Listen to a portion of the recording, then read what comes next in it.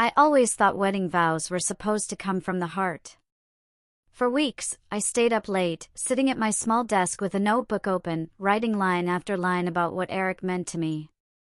I erased, rewrote, and even cried a few times when the words felt too heavy. I wanted them to be perfect. I wanted them to tell the story of us, of the love I thought we shared. I imagined standing at the altar, looking into Eric's eyes, and speaking words so real and so raw that everyone in the room would feel them. My vows weren't about sounding fancy. They were about honesty. I wanted people to know how much I believed in us. But then, the night before the wedding, everything changed. We were sitting on the couch in his apartment. Boxes of decorations still sat in the corner, and my wedding shoes were tucked neatly by the door. Eric was scrolling through his phone, barely paying attention to me, when he suddenly said, "By the way, I took another look at your vows." I frowned. "What do you mean you took another look? I didn't show them to you." He grinned lazily, holding up his phone. "You left your notebook out the other day, remember? I read them. And, well, they're a little too emotional, Rachel. A bit much." My stomach twisted. Too emotional? They're vows, Eric. They're supposed to be emotional. He shrugged like it was no big deal. "Yeah, but you don't want to embarrass yourself. Or me.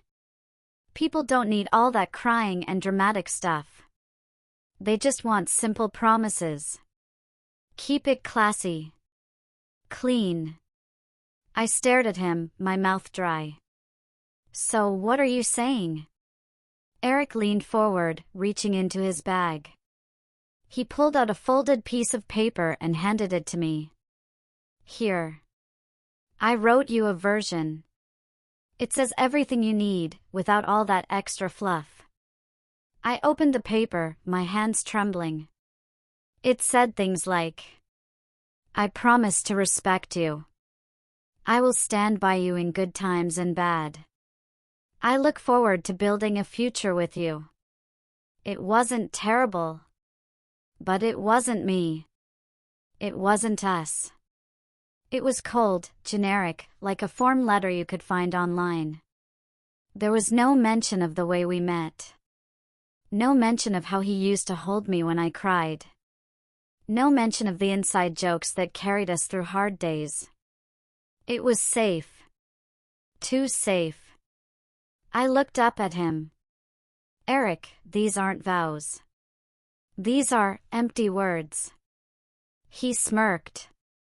"Exactly. That's the point. They sound polished. Professional. People will respect them. But what about me?" I asked quietly.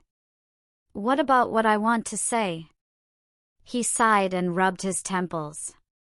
"Rachel, trust me. You get emotional. You ramble. I'm saving you from yourself. You'll thank me later." His words cut deeper than I wanted to admit. I had worked so hard on those vows.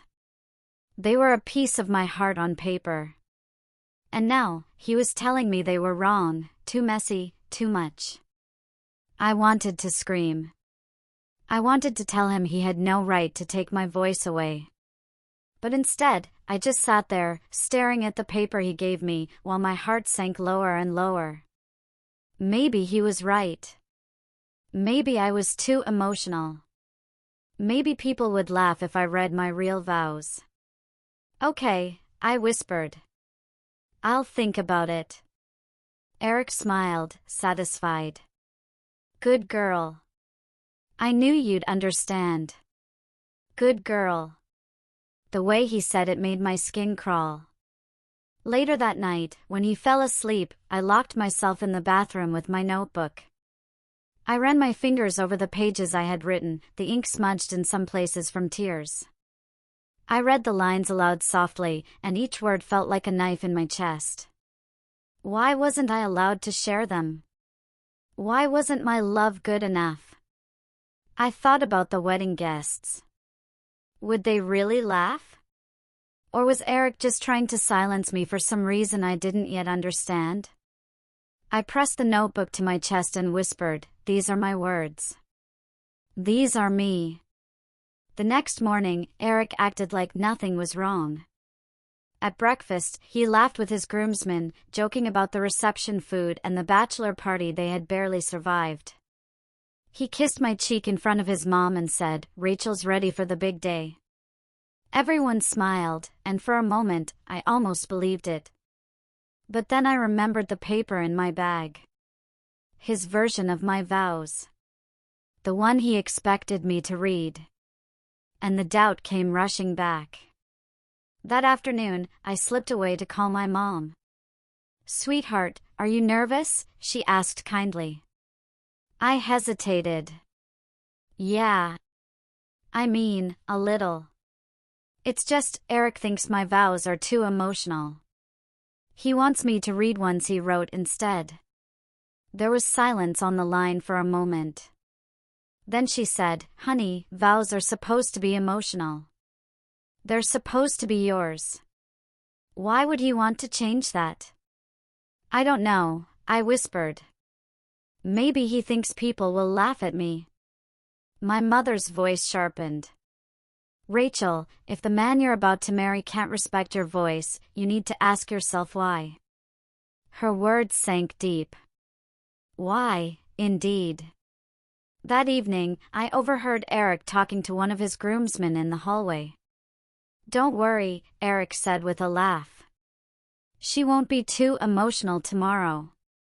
I took care of it." His friend snorted. "Good. Nobody wants to sit through a sob story." My heart clenched. It wasn't just about protecting me. He was bragging about silencing me.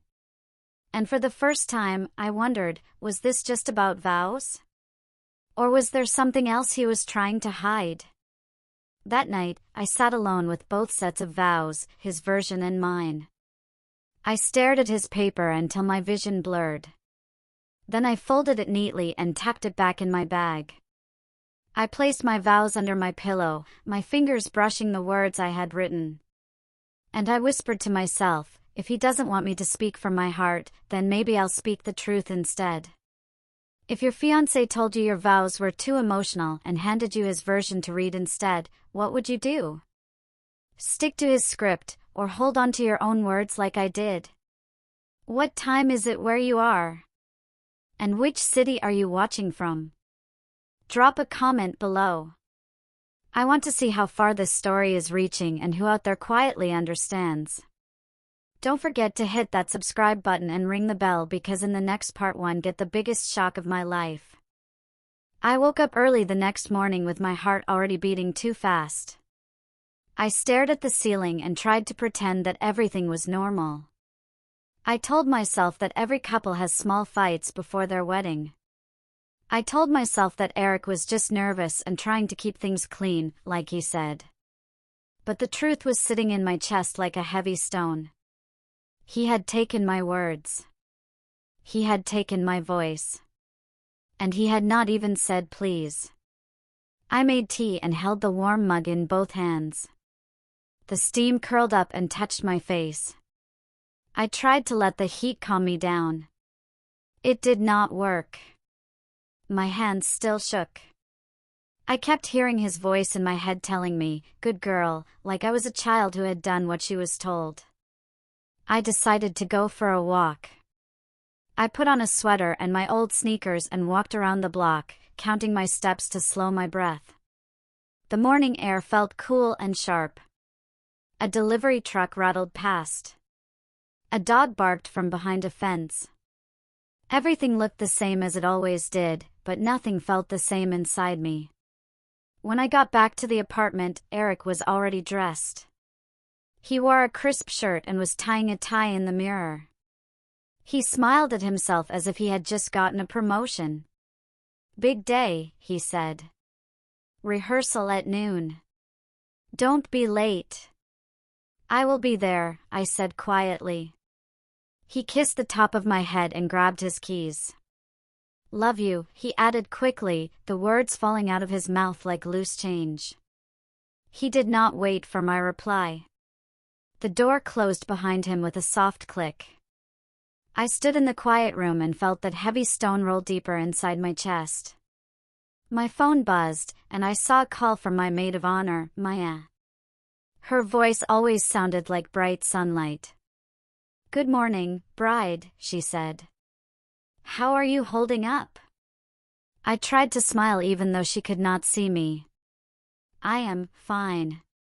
She went quiet for a second. That did not sound like fine. "What happened?" I told her about the vows. I told her how he had read my pages without asking and handed me his version like mine were a joke. I told her how small I felt and how I had almost thrown my notebook away. Maya listened without interrupting. When I finished, she took a slow breath. "Rachel, this is your wedding and those are your vows. If he is trying to control your words, what will he try to control next?" The question hung in the air like a bell. "I do not know," I said. I do not want a fight. Not right now." "I understand," she said gently. "But I want you to promise me one thing. Keep your original vows close. Do not delete them. Do not throw them away. Keep them with you." "I promise," I said. "They are in my purse." "Good," she said. "And Rachel?" "If something feels wrong, it probably is." When we hung up, I opened my purse, touched the folded pages, and closed my eyes. I pressed my palm on the paper until my hand stopped shaking. The church looked golden in the afternoon light. Candles lined the aisle, unlit for now, and white ribbons on the pews moved a little when someone walked by. People whispered in small groups, and the whispers floated up to the high ceiling like dust. Eric's groomsmen stood near the front, laughing too loudly. I saw Liam, Drew, and Marco leaning on the rail, bumping shoulders like boys who had never grown up. They were drinking energy drinks and making jokes that made no one else laugh. Eric moved around the room with his hands in his pockets. He chatted with the priest. He showed the wedding planner where he wanted the cake table. He did not look at me much. When he finally came over, he gave me a light hug that felt like a handshake. "You know what to do," he said. "Walk when the music starts. Smile. Keep everything simple." "Simple," I repeated. He nodded, as if the words solved everything. Then he drifted back to his friends. Maya stood beside me and squeezed my arm. "I am here," she whispered. "Just breathe." We ran through the steps of the ceremony. Walk, stand, turn, smile. I watched Eric as he practiced reading his vows. He held a small card and read the words he had prepared for himself. They sounded neat and careful. If those words were furniture, they would be straight gray chairs all in a row. They would never make you feel anything. When it was my turn, the priest smiled at me and said, "You can practice yours quietly if you want, Rachel." I opened my mouth and then closed it. I could not read Eric's version out loud. I could not read mine either. My throat felt tight. So I nodded, and we continued without me saying anything at all. The rehearsal ended and people started to leave. I thanked the planner and waved goodbye to guests who were already talking about dinner. My feet hurt, so I sat on a pew near the aisle and rubbed my heel through my shoe. The church felt warmer now that fewer people were inside. That is when I heard them. Eric's groomsmen were standing near the side door, not far from me, though I was hidden by a thick column. They did not know I was there. Their voices echoed in the tall room. Liam laughed first. "Man, you are lucky she is calm. If she ever finds out about Claire, you are dead." I froze. My skin went cold. Drew's voice dropped lower. Do not say her name here. Marco snorted. Relax. Rachel is sweet. She will read whatever Eric tells her to read. That is the whole point, right? My heart thudded so hard I thought they might hear it. I held the edge of the pew and kept my breath shallow. Liam said, well, as long as the whole papers thing works out, it will be fine. Then he can live his real life. Drew laughed again, too loud this time. You mean with Claire? They all cackled like children at a rude joke. The word papers hit me like a slap. It rolled through my mind with a dirty echo. Papers. Papers. Papers. I had never thought of us that way. I had never thought of our marriage as anything but love and future and family. The idea that someone could marry just for papers, for a visa or for some shady reason, made my stomach twist. To think that they could be laughing about it made my eyes blur. I pressed my lips together and stayed hidden until they left the church. My hands would not stop shaking. Maya found me a minute later. Rachel? What happened? Your face is white. I swallowed hard. They said a name. They said Claire. And they said something about papers. Maya's eyes sharpened. Do you think he is cheating? I do not know, I said. I do not know anything. But I feel sick.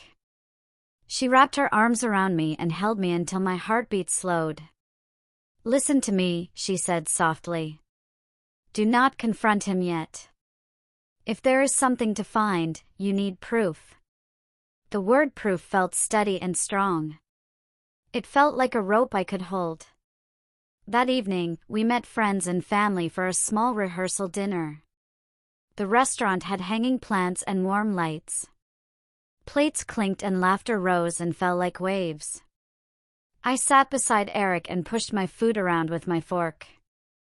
Eric kept his phone on the table. It buzzed again and again. He flipped it face down each time, and then he smiled into his lap when he checked it under the tablecloth. Work, he said when I looked at him. Just last-minute stuff with the office. He did not work on weekends. He never worked this late. I nodded and took a tiny bite of pasta that tasted like cardboard. Across the table, Eric's mother talked loudly about seating charts and flower arches. His father laughed at a joke from someone I barely knew. The noise in the room made my head feel full. I excused myself and went to the restroom. I ran water over my wrists and stared at myself in the mirror. My face looked too pale. My eyes looked too wide. I pressed my palms on the sink and counted to 10. Then I counted again. When I came back to the table, Eric stood to greet a friend at the door. He left his phone by his glass. It vibrated and lit up. A preview slid across the screen in bright letters I could not ignore.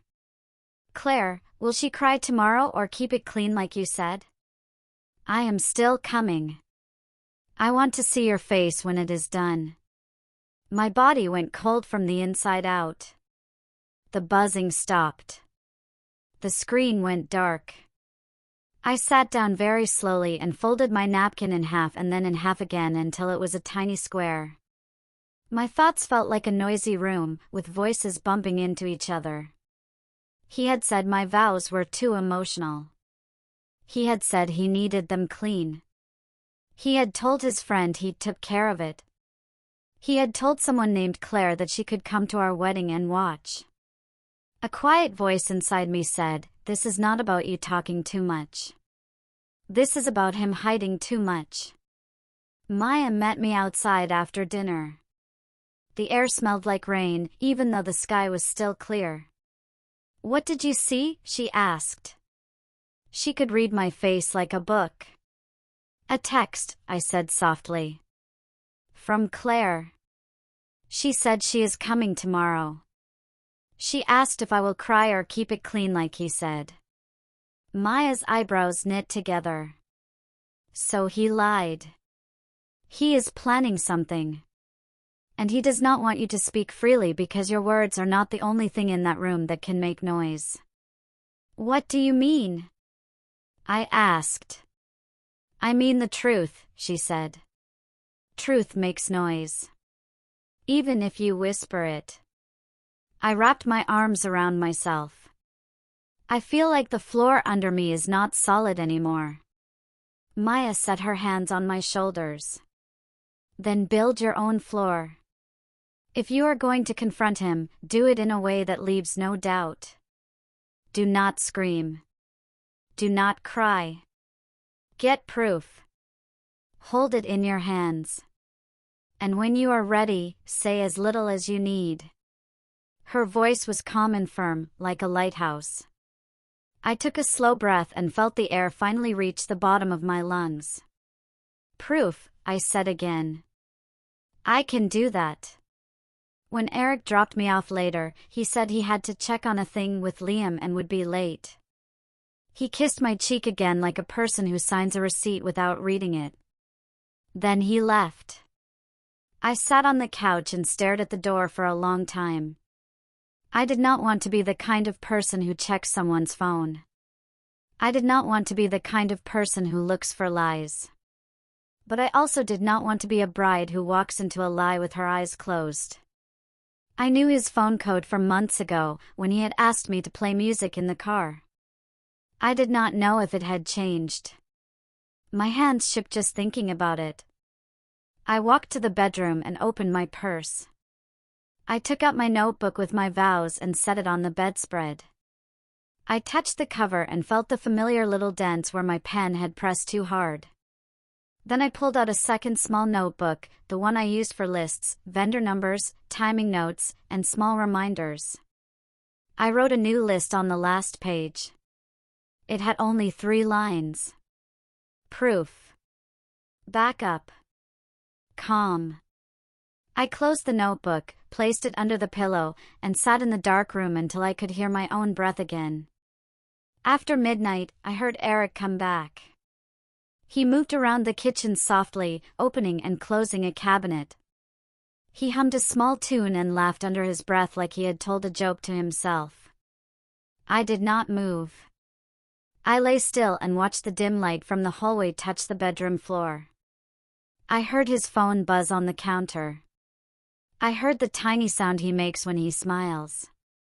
Then I heard his voice, barely more than a whisper, as if he were talking to someone pressed close to his ear. Tomorrow, he said. Just be there. It will be clean. She will not make a scene. She never does. He paused, and I heard him chuckle. No, it is not about money. It is for the papers. You know that. Then we can breathe. The words slid into the room like cold water. My skin prickled. I closed my eyes, but that did not stop anything. I could still hear him. I could still feel the shape of each word. He ended the call and turned off the kitchen light. A moment later he came into the bedroom and lay down on his side of the bed.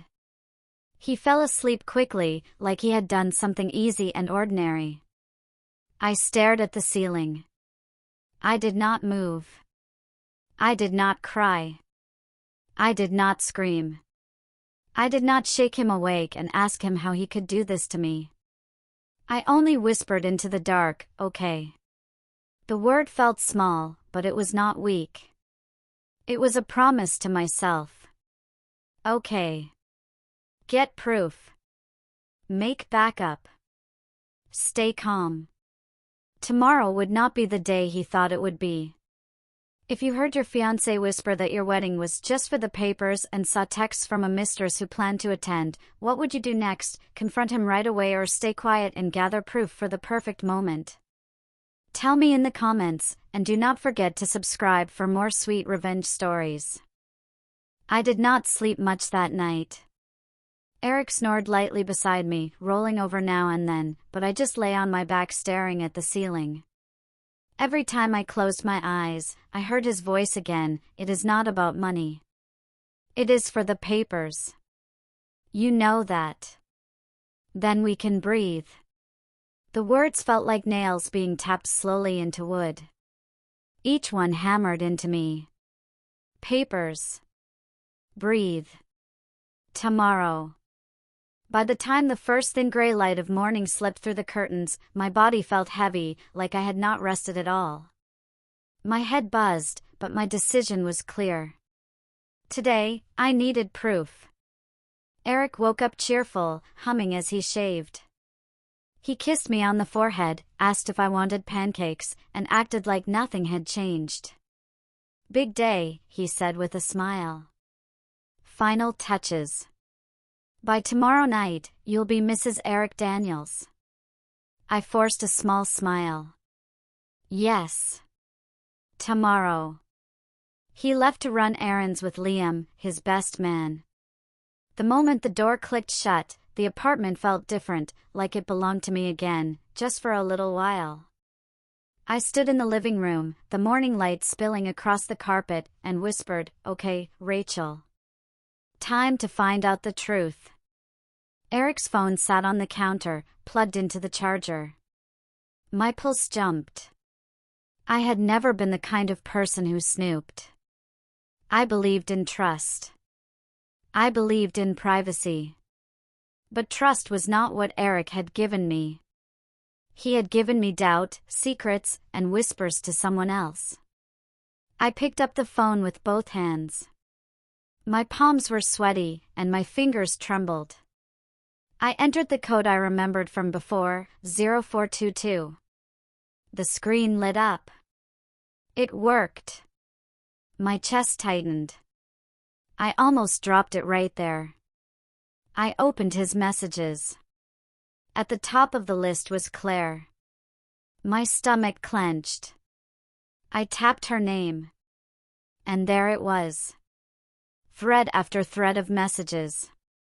Long ones, short ones, emojis, late-night confessions. My eyes darted over the words, each one burning into me. She is stressing about vows again. I had to shut it down. Too emotional. Don't worry, babe. This is just for the papers. She will read what I give her. I can't wait until it's over tomorrow. Then we can finally plan our own thing. I scrolled further, my throat tight. You'll be there, right? Back of the church. I want to see you while I say I do. Yes, wear the blue dress. The one I love. She'll be too busy crying to notice anyway. After the ceremony, I'll slip away for a minute. We'll celebrate later. The room seemed to tilt. I gripped the counter so hard my knuckles turned white. It was not just a fling. It was a plan. He was going to stand beside me at the altar, look me in the eyes, and lie while the woman he really wanted sat in the pews. My hands shook, but I knew what I had to do. I opened the text thread and took screenshots. Every line. Every timestamp. Every ugly little message. Click. Click. Click. The phone made tiny camera sounds with each one. Then I sent them to my own email address. I checked twice to make sure they were delivered. I did not stop there. I opened the email on my laptop, downloaded the images, and printed them on my small home printer. The machine buzzed in Word as page after page slid out, covered in black and white words that made my stomach churn. When it finished, I stacked the papers neatly. They felt heavier than paper should feel. Like proof always does. I slipped them into a plain white envelope. My hand smoothed over the flap as if sealing it would also seal my decision. I sat on the couch with the envelope in my lap. My heart was still racing, but my thoughts were clearer than they had been in days. Eric thought he had silenced me. He thought he could erase my voice and replace it with his safe words. He thought he could stand beside me tomorrow and fool everyone. But now I had something stronger than vows. I had his truth. And the whole room would hear it. I called Maya. She answered on the second ring. Her voice was sharp. What happened? I told her everything. The messages. The screenshots. The printouts. The plan to keep Claire in the shadows while I played the fool. There was silence for a long moment. Then Maya said, "Rachel, you cannot marry this man." "I know," I whispered. "But I am not walking away quietly." He tried to erase me. Instead, I am going to erase him. Maya sucked in a breath. "Do you have proof?" "Yes," I said, pressing my hand on the envelope. "Enough to sink him." She hesitated. "So, what are you going to do?" I closed my eyes and pictured it. The church full of people. The music. The silence when I opened the envelope. The gasps when I began to read. "I am going to give him the vows he deserves," I said softly. The rest of the day passed in a blur. I tried on my dress one last time. I packed the little clutch I would carry. I tucked the envelope deep inside, between a tissue and a lipstick. Eric came home late, smiling, acting as if the world was perfect. "Everything is ready," he said. "This will be the smoothest wedding anyone has ever seen." I nodded and kissed his cheek. "I am sure it will." He didn't notice how still I was. He didn't see the steel growing behind my eyes. When I lay in bed that night, I held the envelope against my chest under the covers. Eric snored lightly beside me, his face peaceful in the dark. I whispered into the quiet, "Tomorrow, everyone will know who you really are." My heart hurt. My body ached. But my mind was steady. Tomorrow would not be about me being too emotional. Tomorrow would be about the truth. If you found texts from your fiancé to his mistress, promising that your wedding was just for the papers, would you call it off immediately or wait until the ceremony to expose him? Tell me in the comments, and don't forget to subscribe and ring the bell for more stories like this. The morning of the wedding felt like the air before a storm. Today I would walk down an aisle. Today I would stand in front of a crowd. Today I would not be silent. Maya arrived early with a bag full of hairpins, tissues, and a tiny sewing kit. She hugged me tightly and then held me at arm's length. "You are okay," she said, looking right into my eyes. "Say it." "I am okay," I repeated. I surprised myself by meaning it. She smiled. "Good. Now let us get you dressed." We took our time. She brushed my hair and twisted it into a low bun. She slid small pearl pins into the curls. She helped me step into the gown and pulled the zipper up slowly so it would not catch. The dress fit like it had been made on my body. The fabric felt cool and smooth. The skirt spread around me like water. When I turned to the mirror, I saw a bride. I also saw a woman who knew what she was going to do. I did not look scared in the reflection. I looked calm. I looked steady. I looked like someone who had finally found her line and would not let anyone push her past it. Maya placed my veil carefully, then lifted the clutch and handed it to me. "Is it there?" she asked quietly. I tapped the envelope through the fabric. "It is here." We stood in silence for a moment. My heart was beating hard, but the beat felt steady now. Like a drum keeping time. "Whatever happens," she said, "I am with you." "Thank you," I said. "I know." The wedding planner hurried over to open my door. "You look beautiful," she said. Everyone is inside. We will tuck you into the bridal room and line up in 10 minutes. I nodded and stepped out of the car carefully, holding my skirt in one hand and my clutch in the other. From the steps, I saw Eric at the far end of the walkway. He stood with Liam and Drew and Marco, laughing like a king at his own party. When he saw me, he set his hands on his hips and grinned. He looked proud and smug at the same time. He walked over and kissed my cheek. "Perfect," he said in a low voice. "Everything is set. Remember, keep it clean." He meant keep it safe. He meant keep it small. He meant keep it silent. I smiled, and it was not a lie. I did plan to keep it clean. I was not going to scream. I was not going to cry. I was going to read. "See you at the altar," I said. He winked, then moved away to slap his friends on the back. The doors opened, and light rushed in. The organ began to play the processional. People stood and turned toward me like a field of flowers turning to the sun. For 1 second, everything went quiet in my head. I did not hear the music. I did not see the faces. I did not even feel the weight of the dress. I only felt my feet step forward. Left. Right. Left. Right. Then sound returned. I heard tiny gasps. I heard murmurs of beautiful and look at her.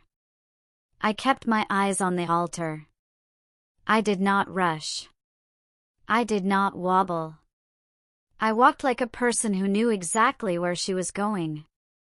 Eric watched me with the smile of a man who believed this day belonged to him. He looked pleased, like a director whose show is going exactly as planned. The priest stood beside him with a kind face and patient eyes.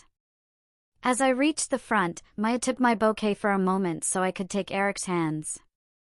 I felt the envelope shift under the flowers and then settle back again when she returned it to me. The edge of the paper touched my finger like a reminder. The priest asked the guests to sit. The room became still. The candles flickered like small stars. The priest smiled and spoke in a warm voice. "Dear friends and family, we are gathered here to witness and celebrate the union of Rachel and Eric." He said a few more words that I only half heard. My mind watched 2 pictures at once, the present picture, where I stood at an altar beside the man who wanted to silence me, and the very near future picture, where I would not be silent at all. "Eric will begin with his vows," the priest said. Eric nodded, slid a small card from his pocket, and faced the audience. He cleared his throat and lifted his chin. He looked like a man giving a speech at a company meeting. "I promise to respect you," he said smoothly. "I promise to support you in good times and bad. I promise to build a life with you that is stable, strong, and full of success." He paused for effect after each line. His voice never shook. He did not look at me often. He looked out over the crowd like he wanted to make sure they were impressed.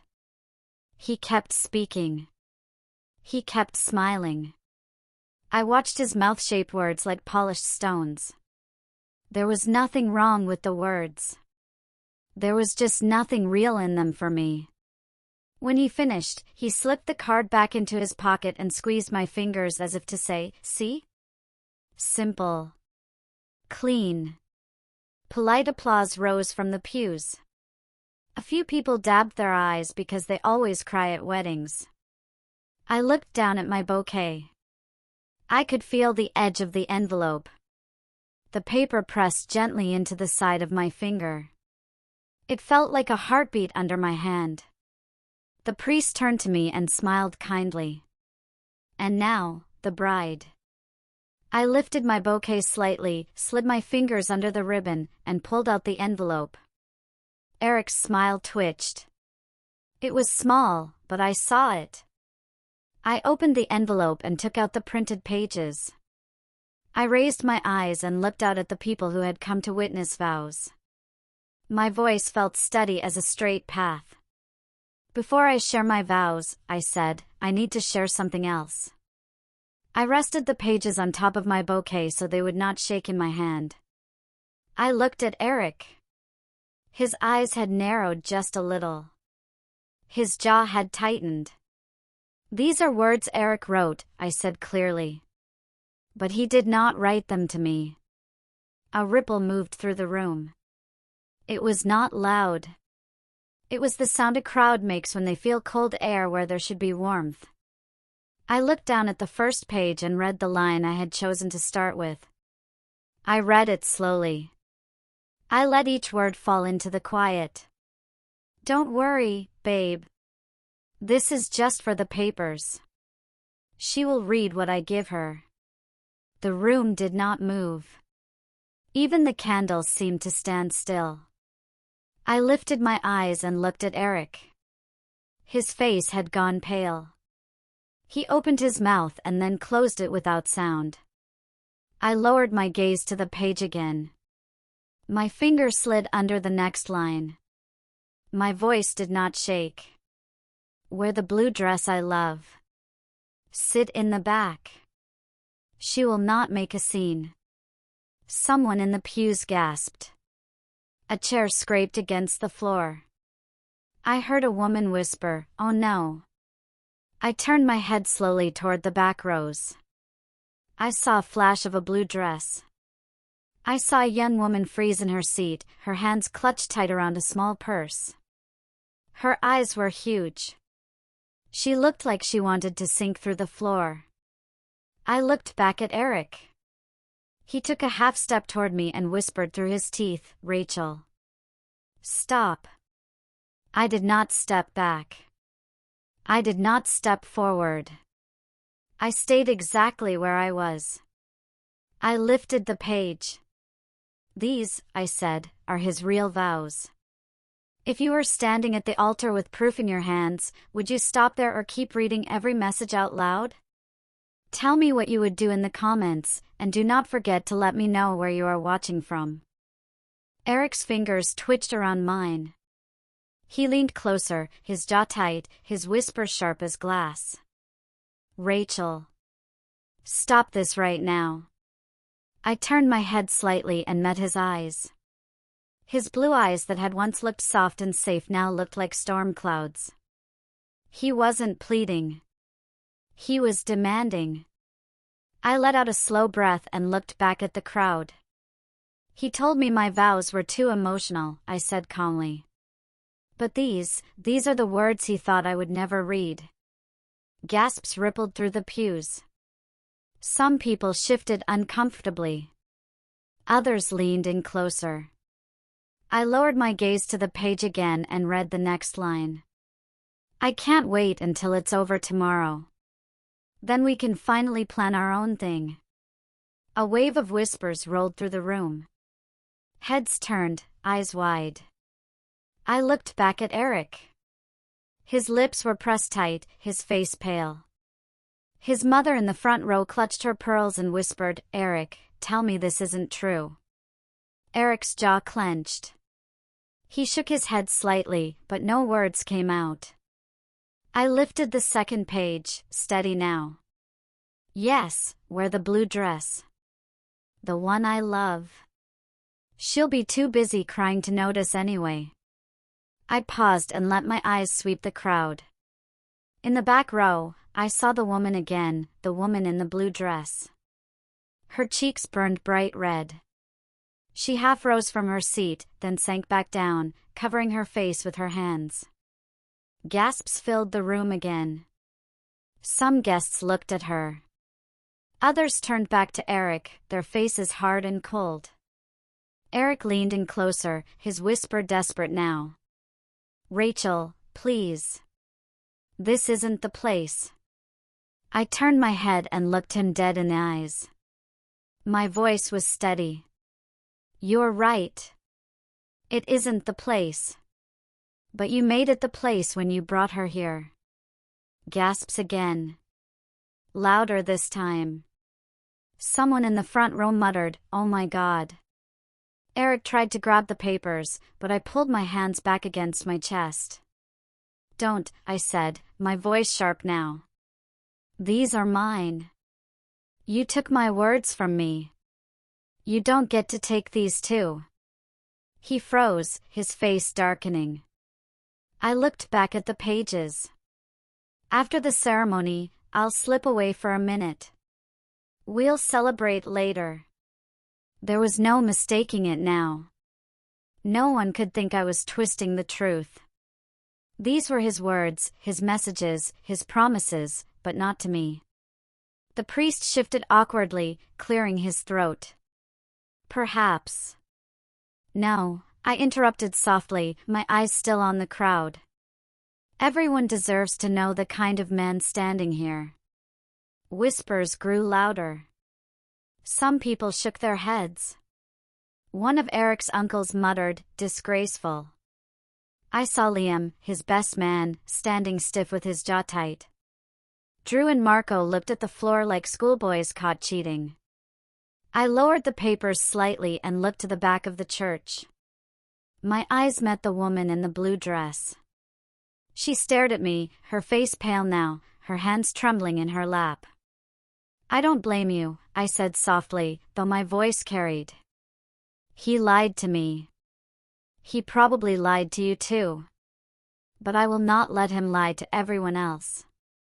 The woman's lips parted, but no sound came out. She bowed her head, her shoulders shaking. Eric muttered through gritted teeth, "Stop talking to her. This isn't between you and..." "It is between us all," I said firmly. "Because you tried to make fools of us all." I lifted the last page. My throat tightened, but my voice did not waver. "Don't worry, babe. This wedding is just paperwork. I'm only in it for the papers. You're the one I really love." The church erupted. People gasped, some shouted. A woman in the third row put her hand over her mouth and sobbed. Eric's father stood abruptly, his face red with shame. Eric tried to speak, but his voice cracked. It's not like that." But no one was listening anymore. The truth was too loud. I folded the papers slowly and tucked them back into the envelope. My hands no longer shook. My heart no longer raced. I turned to the priest, who looked stricken. "There will be no vows from me today," I said clearly. "There will be no marriage today. I won't tie myself to a man who tried to silence me while he whispered promises to someone else." A stunned silence followed. Then a smattering of applause began in the back, small at first, then louder as more guests joined in. Some clapped softly in support. Others shook their heads at Eric. Eric's face crumbled. He looked like a man watching his house fall apart brick by brick. I handed the bouquet back to Maya. She gripped it with tears in her eyes, her face shining with pride. "Go," she whispered. "You did it." I turned back to the crowd. I stood tall, even though my legs ached and my chest burned. "This was supposed to be a day about love," I said quietly. "But love does not lie. Love does not silence. Love does not betray." I placed the envelope gently on the altar. "So here is my gift back to you, Eric. Your words. May they be the only vows you ever get." Gasps again. A few people clapped harder now. And then, without waiting for permission, I turned and walked back down the aisle. The music did not play. The guests did not stand. The sound of my heels echoed alone on the stone floor. Each step felt lighter. Each step felt freer. At the door, I turned once. I saw Eric standing frozen, pale and hollow. His mother had her face in her hands. His father glared at him with disgust. His mistress was gone. The blue dress had vanished. I turned again and stepped into the sunlight. If you were me, would you have stopped reading after the first message, or would you have gone all the way and exposed every single word? Let me know in the comments, and don't forget to subscribe for more sweet wedding revenge stories. When I stepped through the doors of the church, the sunlight hit me like a spotlight. Behind me, I could still hear the noise rising. Gasps, voices, the low thrum of confusion. People were not sure if they should clap, cry, or shout. Some were already doing all three. I stood at the top of the stone steps and looked out at the street. Cars passed by slowly, drivers curious about the crowd outside. Children on bikes stopped and stared at me in my gown. A woman walking her dog paused to watch. To them, I must have looked like a bride who had just walked out of her own wedding. And that was exactly who I was. Through the thick wooden doors, I could still hear the storm growing inside. She read his texts? At the altar, someone gasped. Did you hear the part about the papers? Oh my God. That poor girl. But good for her. Good for her. I could almost picture it, guests leaning across pews, whispering urgently, eyes darting from Eric to his parents to the empty aisle I had walked down alone. The priest's voice floated faintly, trying to restore order. Please, everyone, please remain seated. But people did not remain seated. They were standing, buzzing like bees. The doors creaked open behind me. Eric burst out, his face pale, his eyes wild. Rachel, he shouted, his voice cracking. He held his hands out like he was catching smoke. Rachel, wait! I turned slowly to face him. My heart thudded, but my voice was calm. What do you want, Eric? He came down the steps toward me, his tie loose now, sweat shining on his forehead. It's not what you think. Those texts, they were jokes, Rachel, jokes. You can't just. Jokes? I said softly, but my words cut. Jokes about marrying me for papers? Jokes about bringing your mistress to our wedding? Jokes about silencing me so I wouldn't ruin your plan? His mouth opened and closed. You don't understand. No, Eric, I said, stepping back one step for everyone he took forward. I understand perfectly. By now, guests had spilled out behind him. Aunts, cousins, coworkers, neighbors. They gathered on the steps, their eyes on me, their whispers sharp. Did you hear what she read? She had proof. She had the messages. I can't believe he did this to her. Eric's mother stumbled out, clutching her pearls. Tears streaked her cheeks. Eric! Tell me she's lying. Tell me this isn't true. Eric whirled around, his face red. Mom, stop. She's twisting it. But the look on her face told me she didn't believe him. Not after the words she had heard in my voice. Not after the entire church had gone silent with shock. Eric turned back to me, his expression changing. His face hardened. His voice dropped low. You've ruined everything, he hissed. Do you know what you've done? In front of my whole family? Yes, I said calmly. I told the truth. That's all I did. He took a step closer, his hand twitching like he wanted to grab my arm. But Liam and Drew rushed out and grabbed his shoulders. Bro, don't, Liam muttered. Not here. Not now. Let go of me. Eric barked, struggling. But they held him back. The guests were watching. Phones were raised. I saw the glint of cameras recording. Every move he made now was another nail in his own coffin. From the corner of my eye, I saw her, Claire, the woman in the blue dress. She tried to slip quietly out the side door, her heels clicking fast against the pavement. But too many eyes had already seen her. People whispered and pointed. There she is. That's the woman. She came here? To the wedding? Claire's face was white. She pulled her small purse tight against her chest and kept her head down as she hurried to a waiting car. The door slammed, and the vehicle drove away quickly. For a moment, silence followed her. Then the murmurs rose again, louder, angrier. Eric sighed against his friends, his face flushed, his eyes wild. "Rachel, please," he begged. "We can fix this. Don't do this. Don't walk away." I looked at him one last time. I thought of the nights I had spent writing my vows, pouring my heart into words he had never even wanted to hear. I thought of his laugh when he said he had taken care of it. I thought of the text where he told Claire she was the one he really loved. And then I spoke, clearly and firmly, for everyone to hear. "You told me my vows were too emotional."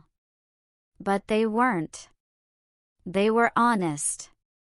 And honesty is something you don't even know how to spell. "I'm done, Eric. This wedding is over." Gasps again. Some people clapped softly. Others shook their heads in disgust at him. I turned and walked down the steps, each one steady and sure. The street stretched out in front of me. The sun warmed my skin. The air smelled clean and open. My gown brushed against the ground as I walked, but I did not care. I felt lighter with every step, even though my heart was heavy. Behind me, the voices faded into a blur. Eric shouted something again, but I did not turn. His voice no longer mattered. His words no longer held me. I had my own voice back now.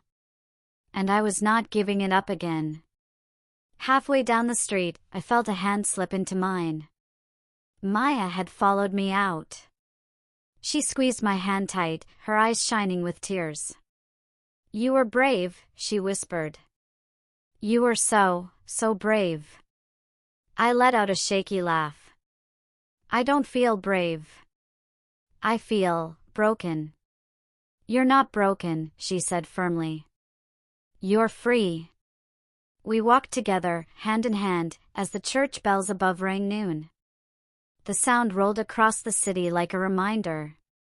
A reminder that sometimes endings are louder than beginnings. As we walked, I thought about what had just happened.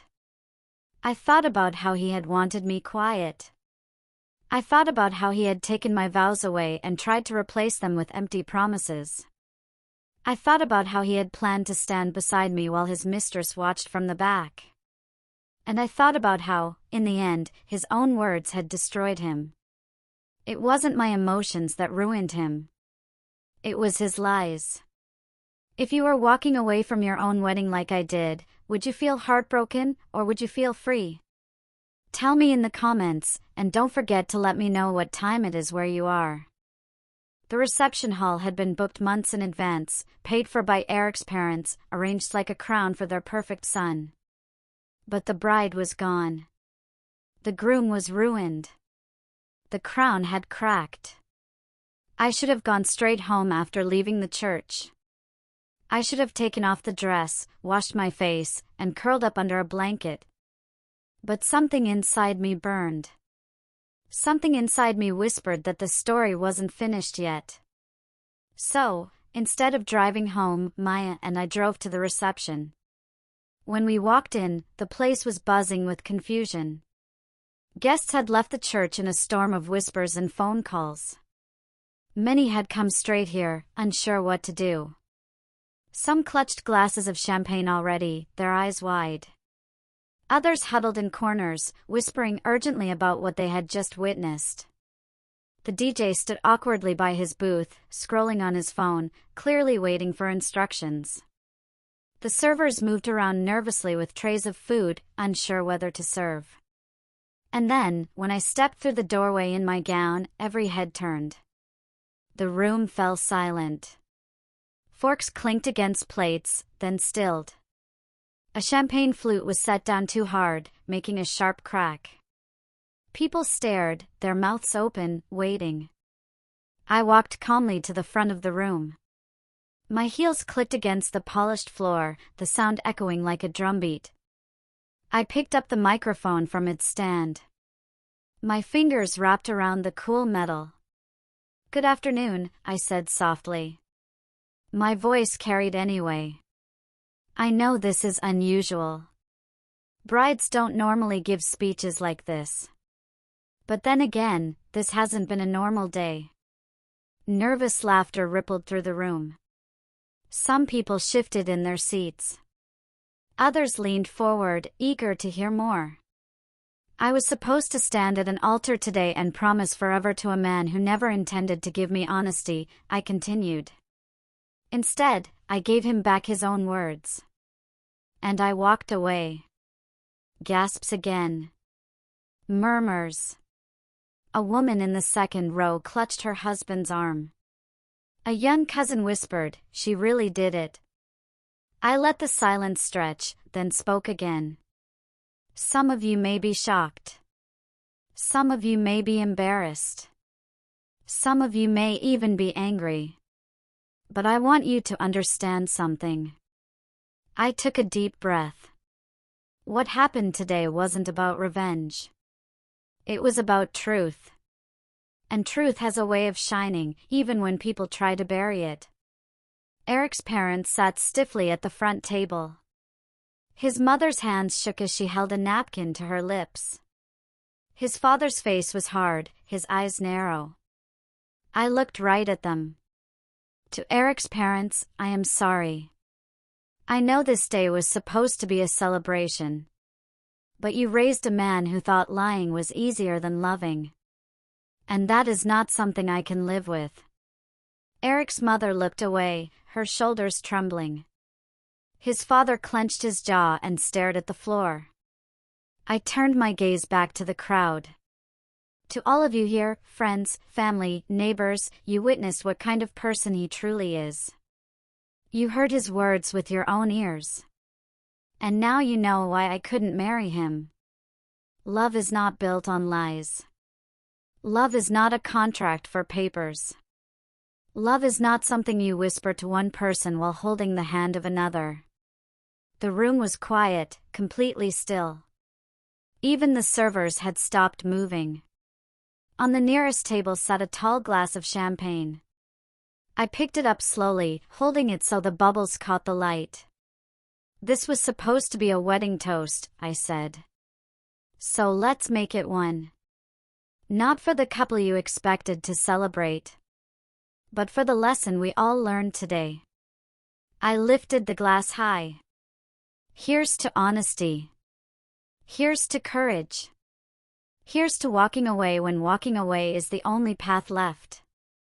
May none of you ever silence your own voice just to please someone who doesn't deserve it. People stared at me, wide-eyed. Then, slowly, applause began. Tentative at first, then stronger, until the room filled with clapping hands. Some stood and cheered. Others nodded with tears in their eyes. I took a sip, then set the glass down gently. The applause had just begun to fade when the doors burst open. Eric stormed in, his tie gone, his shirt half untucked. His face was red, his eyes blazing. "Rachel," he shouted, his voice echoing off the walls. "Stop this right now." The applause died instantly. People froze in their seats. The air grew heavy again. He stomped toward the front, pointing at me. "You're humiliating me. You're humiliating my family. Enough." I held the microphone steady, my voice calm. "Eric, you humiliated yourself. All I did was hold up a mirror." Gasps again. Some people clapped softly, even as Eric fumed. "You don't know what you're talking about," he shouted, his voice cracking. "Those texts weren't serious. You're blowing everything out of proportion." I tilted my head slightly. "Then why did you tell her to wear the blue dress?" Why did you say I was just for the papers? Why did you bring her to the church if it wasn't serious? He stammered, his face twisting. It was just. But the crowd wasn't buying it. They shook their heads, muttered, frowned. Some openly glared at him. His uncle muttered loudly, disgraceful. Eric's rage boiled. He slammed his fist on the table, making glasses rattle. You'll regret this, Rachel, he spat. I stood tall, my voice strong. No, Eric. I'll be grateful for this moment for the rest of my life. Because today I found the truth. And the truth set me free.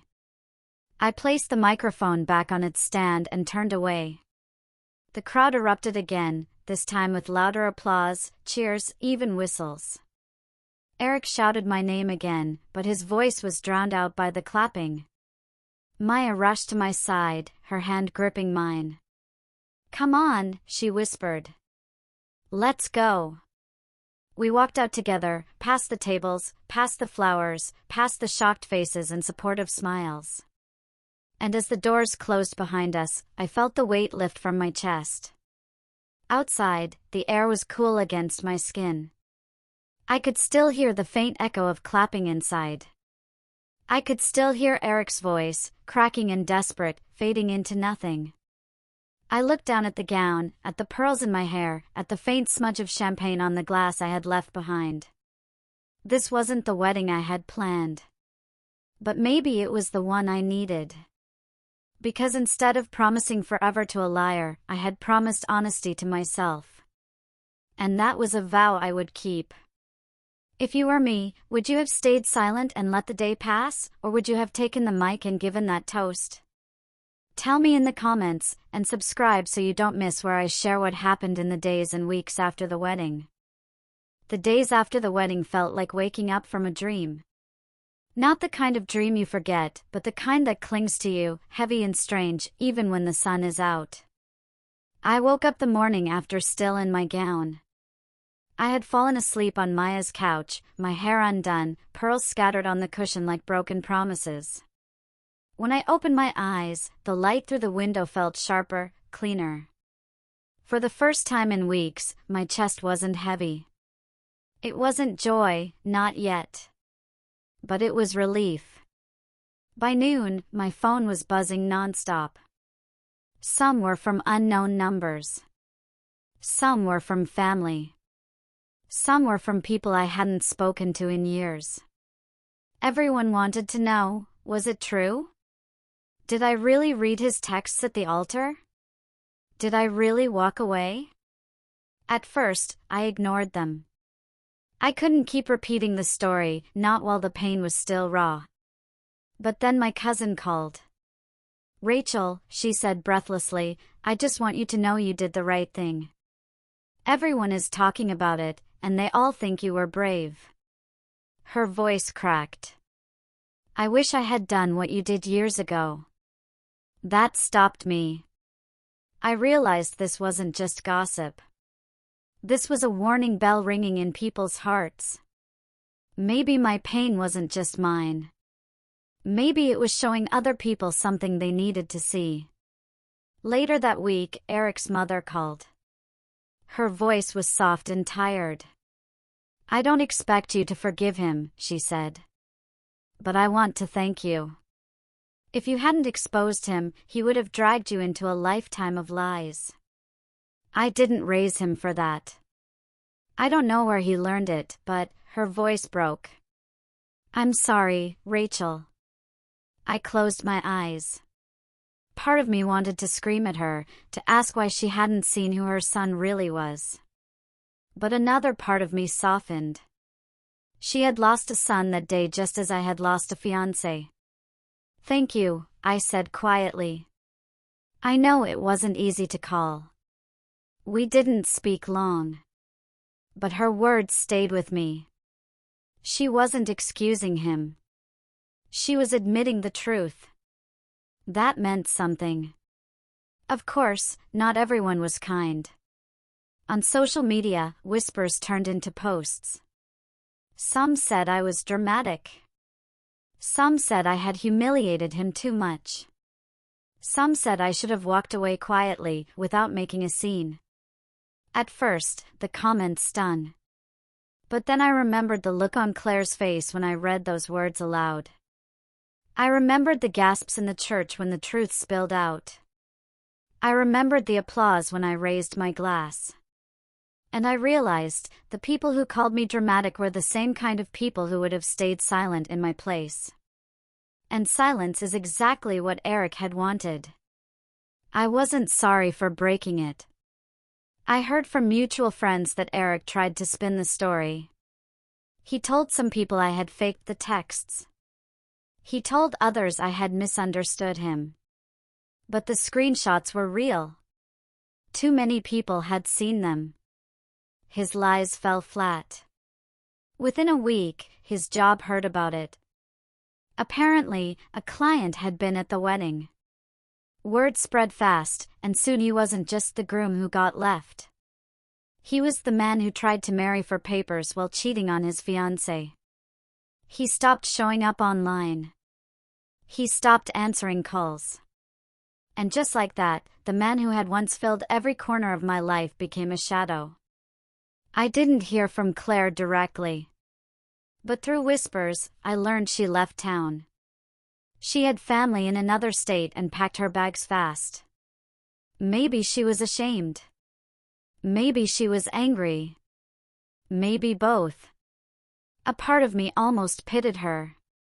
She had believed his promises, just like I had. She had worn the blue dress because he told her to. She had sat there in that pew, waiting for him, thinking she mattered. But pity only went so far. She had known about me. She had chosen to play along anyway. In the end, she lost him too. Weeks turned into months. The story faded from gossip into memory. People stopped calling as often. Social media found new scandals to chew on. But for me, it never faded. Not in a bitter way. In a freeing way. I had scars, yes. But scars are proof that healing happened. Sometimes, late at night, I thought about what would have happened if I had stayed quiet. If I had read his empty vows. If I had smiled and pretended. I would have walked into a life built on sand. It would have collapsed eventually, crushing me. Instead, I walked out into the sunlight. Alone, yes. But free. People still ask me sometimes, do you regret it? Do you regret reading those texts out loud? And my answer is always the same. No. I regret trusting a man who didn't deserve it. But I don't regret the moment I chose myself over his lies. I pause, then smile. He said my vows were too emotional. But the truth is, emotion is what made me strong. My emotions saved me. My voice saved me. And that will always be my vow, to never let anyone silence me again. If someone told you your vows were too emotional, would you let them silence you, or would you find the courage to speak your truth, no matter the cost? Share your thoughts in the comments, and don't forget to subscribe for more stories like this.